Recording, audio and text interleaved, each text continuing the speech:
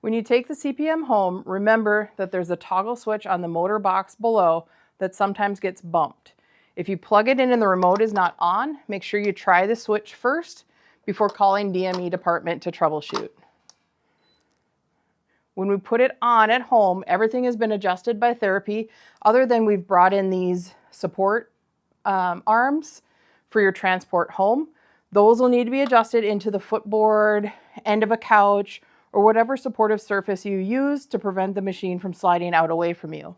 Remember that when you get into the machine, we want to be in proper alignment and so that the hinge of your knee matches up with the hinges on the machine.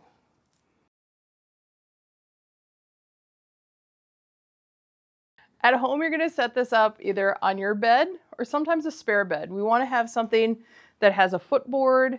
A lot of beds now don't have the footboard, so sometimes sleeping or using this in the spare bed in reverse position so that it's toward the headboard, or even on a couch or something like that where this isn't going to slide away from you. Once you have it set up, it can generally stay in one place because you're going to be using it twice a day.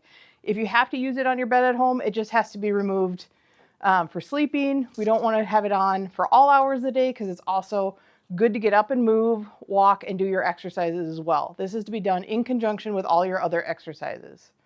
Initially, you may need help, but we want to keep working on that straight leg raise, so you should get to a point where you're lifting your leg in yourself. The hard part is adjusting this, so you often need help from someone else to put that there, but it can be done with a reacher that occupational therapy gives as part of your hospital stay, and using the reacher to help close the foot. Well, then generally at home, it's easier to put the strap a little bit closer to the top of your leg. And you can leave this strap underneath instead of putting it in and out each time. If sitting up is hard, again, you may have someone else help you to put this on. And then you will continue to adjust the remote just like you were in the hospital.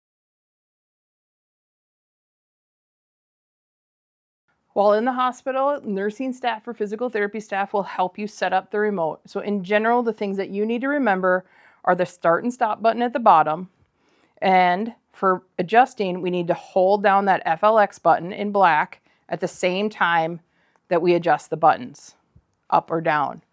The extension, pause, and speed are all previously adjusted and nothing needs to be changed. The extension shows up here, that's our target. Flexion here is our target. And this number at the top is where the machine is at currently. So as it moves, the number increases. And then we can go back down the other way. While you're at home, you're going to adjust it up 5 to 10 degrees at a time. Again, keeping the machine comfortably uncomfortable with your goal of 1 to 2 hours twice a day.